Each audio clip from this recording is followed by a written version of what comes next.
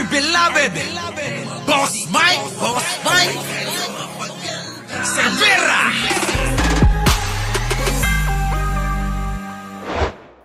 Anong galing mo magsalita? Kita nyo mga kababayan ko si Chavit Singson, ha? Si Chavit Singson, pag-aralan nyo sinasabi niya. Oo, pag-aralan nyo, parang si Bayani lang ito eh. Kilala nyo si Bayani? Si Bayani, yung bobong artista. Yun, mga kababayan, ha? Ito.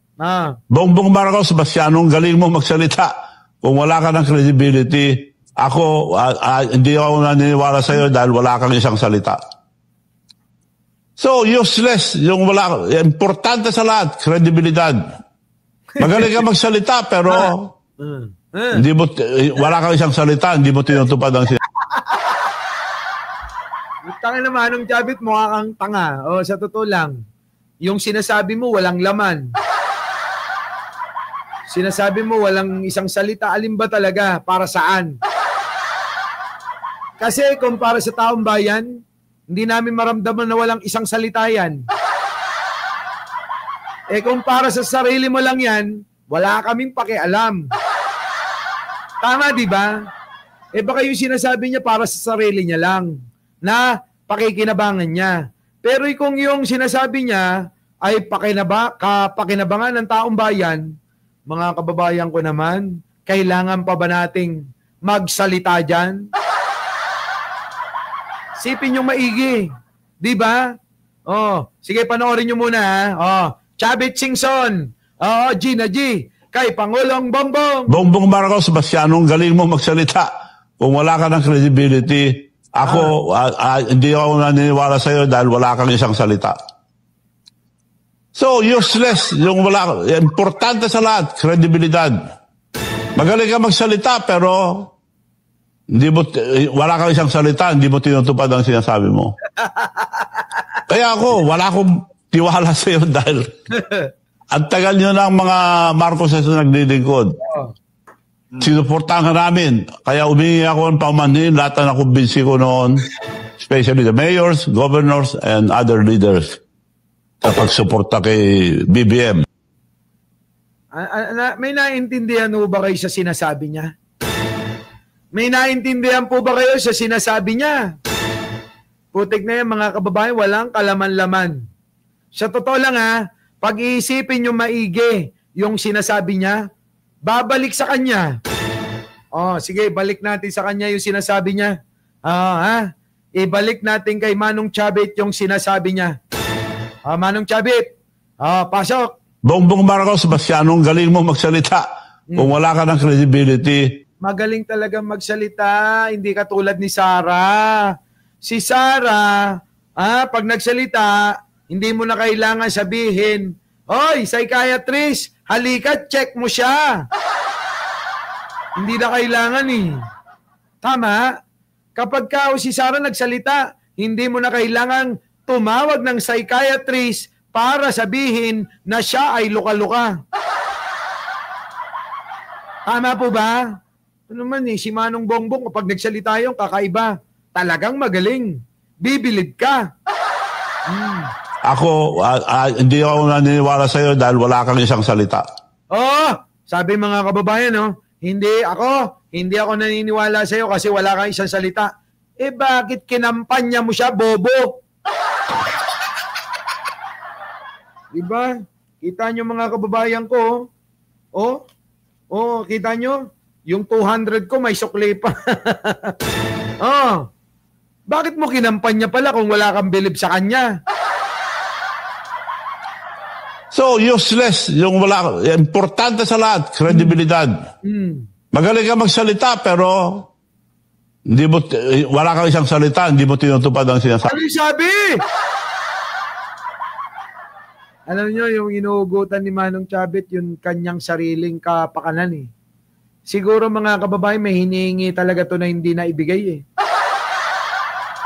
Hindi na ibigay yung mga kababayan ko, yung hinihingi niya. Kaya siya nagkakaganyan, kaya nauutal-utal na lang. Di ba? Sabi mo. Kaya ako, wala akong tiwala sa iyo dahil ang tagal nyo ng mga Marcos na naglilingkod. Kita nyo? Kaya ako wala akong tiwala sa iyo. Ang tagal nyo ng mga Marcos na naglilingkod. Bakit mo kinampanya, matanda? Uy, tanda. Alam mo ba yung sinasabi mo? Wala daw siyang tiwala dahil matagal na daw silang naglilingkod. Matagal na. Ha? Matagal na, yung salitang matagal na. Bakit mo kinampanya? O, kininam. Bakit mo kinampanya kung matagal na pala na naglilingkod, wala kang tiwala? Sinuportahan ka namin. Kaya umingi ako ng pauman. Kita nyo, sa kanya pa galing. Sinuportahan namin. Oh. Ewan ko sa'yo. Oh, ewan ko sa'yo. Chabit, ang labo ng mga pinapaliwanag mo. Walang laman yung sinasabi mo. Bumabalik lang sa'yo, sa totoo lang eh. Yung sinasabi mo, parang ang sinasabihan mo yung sarili mo. Hindi na kayo naawa. Yung Pangulo, pinaglalaban tayo. Halos talagang itaya niya na yung buhay niya. Kahit nabanggain niya yung China. Di ba? Kahit ipakulong si Kibuloy, ipakulong si Digong. Maganda nga, sumunod ka na eh. Oo eh. Di ba no? Maganda nga, sumunod na to eh, no? Makapalang mukha mga kababayan, ibang klase. Ibang klase, samantalang si Pangulong Bongbong, eto. Alanganin ang buhay ng mga Pilipino dahil sa agresibong hakbang ng China sa West Philippine Sea. Yan ang ipinarating ni Pangulong Bongbong Marcos sa mga leader na sa ASEAN-US Summit. Pati ang pag-angkin ngayon ng China sa Baho de Masinloc, inalmahan din ng Pangulo. May express report ni Maricel Halili. Kita nyo? Sa harap mismo ni US President Donald Trump, ipinaabot ni Pangulong Bongbong Marcos ang kanyang pagkadismaya sa pagpapatuloy ng mga insidente sa West Philippine Sea. Sa kanyang intervention sa ASEAN-US Summit, binigyang diin ni Pangulong Marcos. Sa palagay nyo, kakayanin ni Sara yung ganyan, pakikipag-ugnayan sa iba't ibang mga leader? Yung ganon, mga kababayan? Yung ganong itsura? Pero alam nyo mga kababayan ko hindi naman siya hindi siya pangmamata mga kababayan Tingnan nyo si Sara, Sara. Tingnan nyo Hindi po, ikumpara nyo na lang mga kababayan ko ito. Yan Yan mga kababayan ko. Tanggalin nga muna natin yan. Tingnan nyo mga kababayan Si Sara yan Tingnan nyo Ayan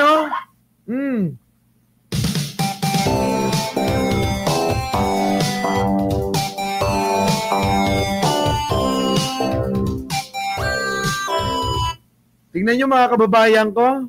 Ganyan po ba ang gusto nyo maging presidente? Tignan nyo Lakas ng tama mga kababayan ko. Diba?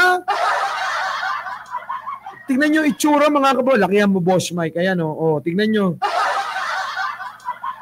Luka-luka eh. Luka-luka eh. Yan ba? Liitan mo, Boss Mike. Liitan mo na. Yan. Yan. Kita nyo. Putang ina. Putang ina talaga.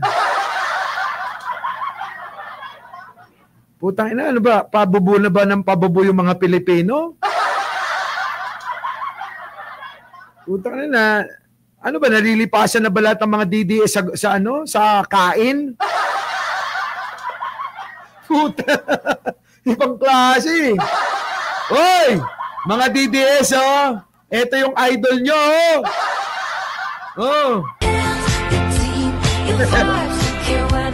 Diba? Puta, mga kababayan naman, ibang klase na ang tama. Iba ng klase ang tama ni Sara, mga kababayan, sa totoo lang. Hayop na yun, walang kadisente,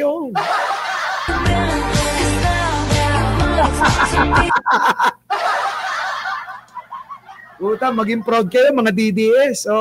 Yung idol nyo ganito, nakaka-proud yan. True to. Leonora Brown, totoo to. Nakaka-proud si Sarah. Ang galing-galing niyang commending, parang yung kapatid niya. Yeah, baby! Yeah, baby! Yeah, yeah, yeah!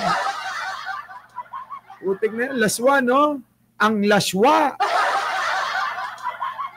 Ewan ko, bahala kayo. Dito na tayo. Siya tabing mukha ni, sino, Boss Mike?